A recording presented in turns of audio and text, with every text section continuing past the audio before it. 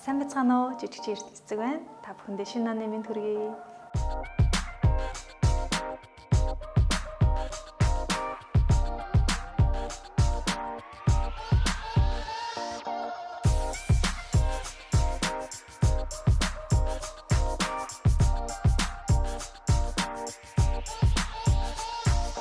Намайг жижигчин болсон болоход ер нь ингээд маш олон жоо манай ангийнхын их гайхчихсан та яа да ихлээр би ч ангидаа их даруухан те ер нь их чимээгүй яг ингээд хичээлээ эгээл ингээд намын сандаа суугаад хичээл тэгэл гэртээ хайрдаг бүр өөр ямар ч маршрут тахгүй маш юм номын хөөхд байсан. Яг энэ мэргэжлийг болохоор би ээжтэйгээ зөвлөлдөө тэгээд яг сонгож исэн. Тэгээд манай ээж өөрөө яг ингээд миний жижигчнэрээ болъё гэд кино урлагийн дээд сургууль гэдэг ийм сургууль ийм байна. Энд нөгөө жинжимаа тоглолтог цэрэн давг гэд багшилт юм байна. Жижигчин багшилт юм байна гэл ээж хамгийн яг тэр мэдээллүүдийг олж өгөөл жижигчнэр сорё гээл тэгсэн.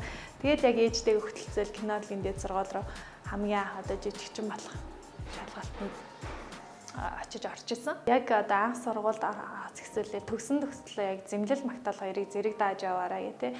Бусдын зэмлэл нэг шантарчихгүй хүн шиг бусдын магтаал нуурчихгүй хүн шиг те. Маш сайн хүн байх хэрэгтэй шүү. Жижигчүүн гэдэг бол тийм байх хэрэгтэй гэдэг. Энийг бол одоо манай огш одоо нийт ангийнханд маш сайн сургаж өгсөн юм болов уу гэж би боддоо шүү.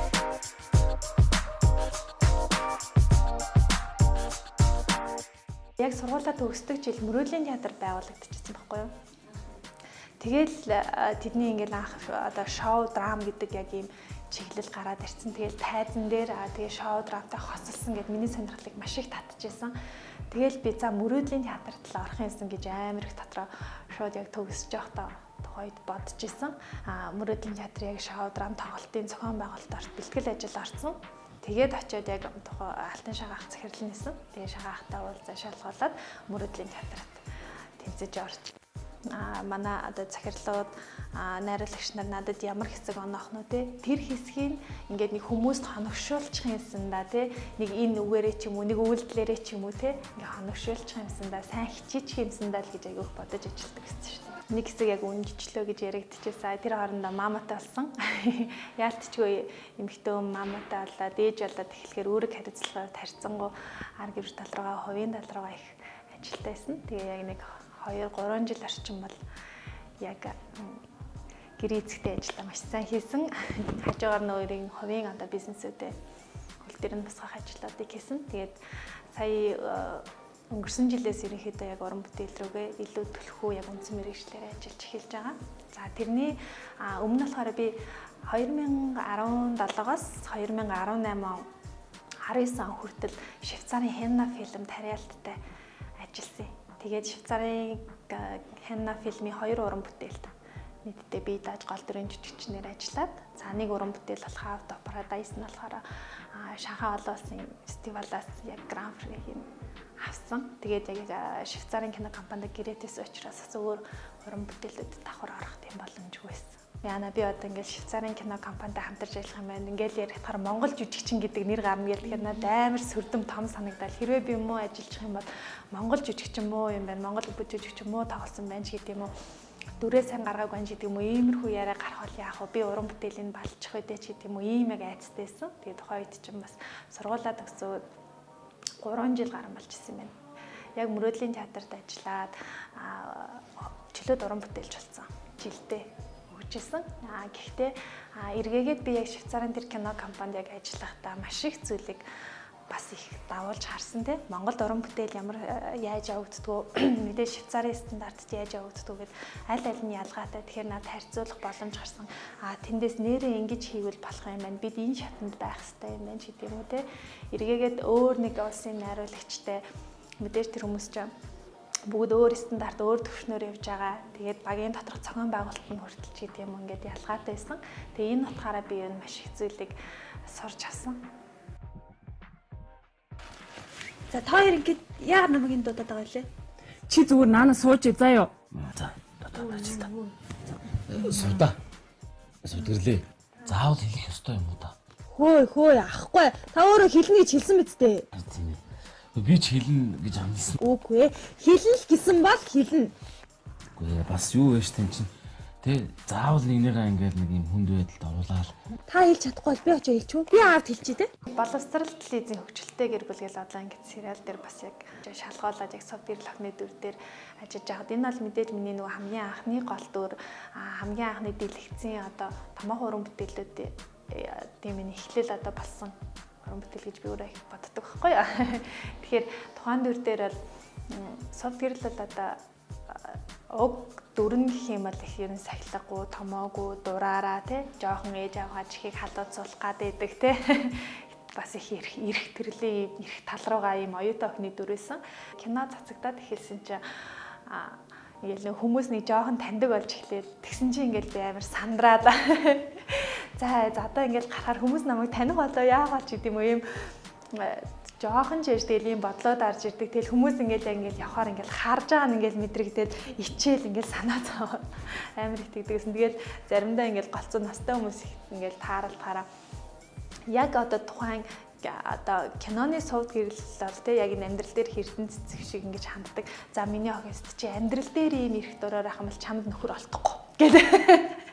Хажуугаар ингээл зөрөгтэй ч юм уу эсвэл лефтэн таарсан ингээл настай ихчнэр ч гэдэм үү амар их тэгж хэлдэгсэн. Тэгэл заримдаа хүмүүс хараад чамайг хаанарлаа чи нөгөө манай хамаадны тэр илүү гээл тэгэхээр би ингээл татрааж энийг чимний киног үзсэн. Гэтэ намайг сайн санахгүй юм байна да гэдэг. Хүүхэд өсөн болохоор ийм бодлоод аягүй болж ирдэг гэсэн.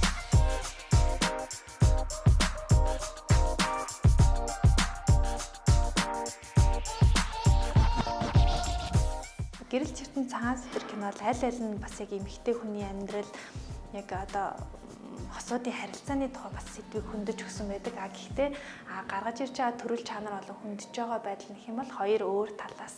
Гэрэлт ертөнцийн дээр аль их одоо ядруухан амьдралтай эмэгтэй байдаг л та.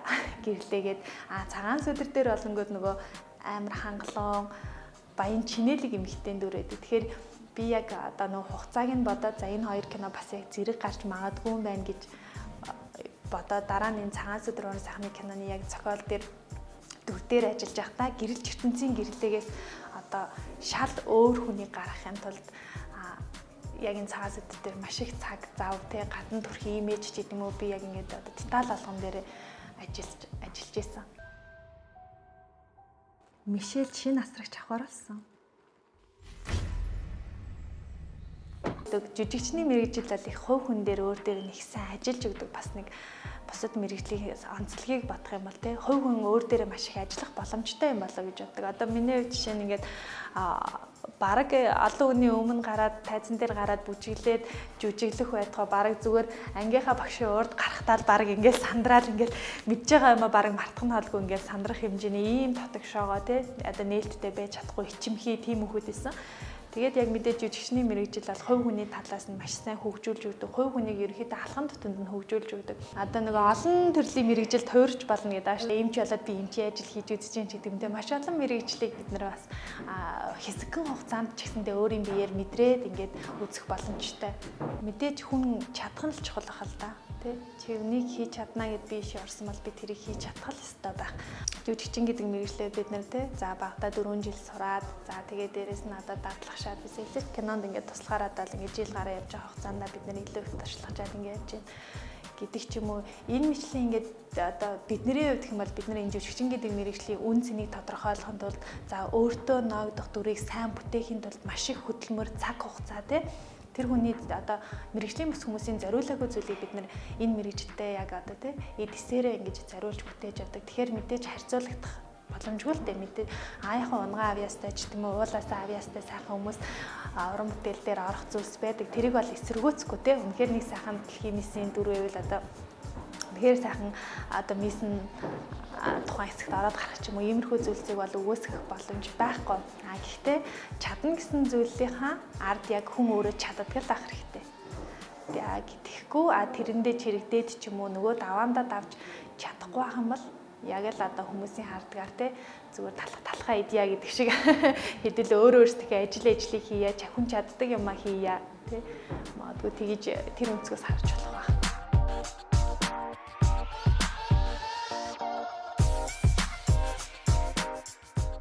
Мэдээж уран бүтээл дээрээ орж ирсэн уран бүтээлүүд дээр ажиллана. Одоо бол яг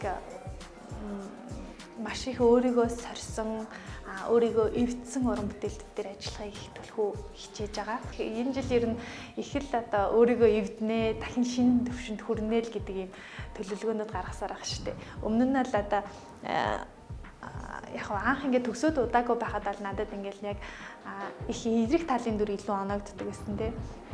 Ер нь ингээ харахад их эерэг талын дүр аль эсвэл айлын нэг жоох охин, айлын нэг оюутан дүүч гэдэг юм уу жоохон ийм дураараа тэгээ ер нь энэ гинэн цайлган эерэг талын дүрүүд оногддог байсан. Тэгэхээр одоо яг өөрийгөө эвдээд эсрэг талаараа тий гэхдээ мэдээж дүр болгон дээр өмөөрл байгаа энэ шугамаа алдахгүйгээр илүү сайн ажиллана л гэж бодож байгаа шүү. Алсанч би бинэ бит хайрсаа. Ахад ихэл бил бохоо.